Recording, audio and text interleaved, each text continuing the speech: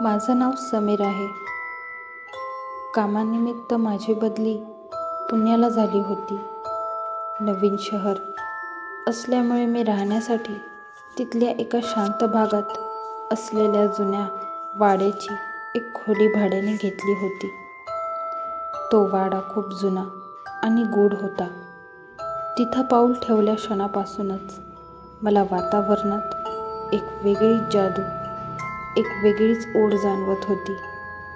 त्या दिवशी शनिवारची रात्र होती.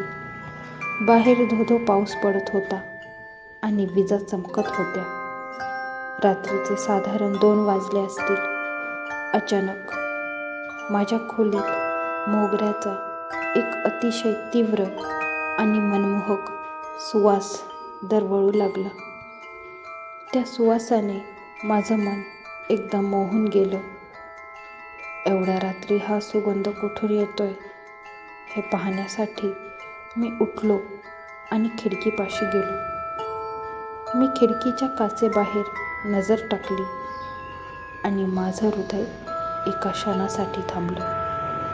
भर पावसात खिडकीच्या अगदी पलीकडे एक अत्यंत देखणी सुंदर मुलगी उभी होती.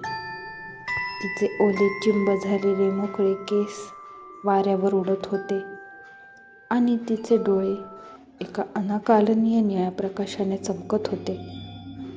ती माझ्याकडे बघून अत्यंत गोड आणि मोहक हसत होती.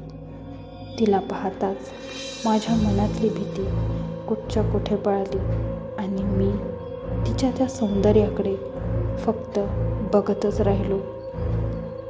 त्यानंतर जे घडलं त्यावर माझा विश्वासच बसत नव्हता.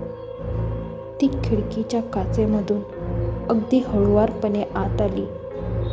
ती केवळ माझा भास नव्हती, तर ती एक अतृप्त आत्मा होती. तिने मंद पाऊल टाकत माझ्यावर एक जादुई नजर टाकली आणि सरळ येऊन मला मिठीत घेतलं. तिचा तो स्पर्श बर्फासारखा थंडगार होता, पण त्या मिठीत एक अजब अशी ऊब आणि अनावर ओढ होती. तिच्या ओठांतून शब्द फुटले. ती म्हणाली, "माझं नाव दिव्या आहे."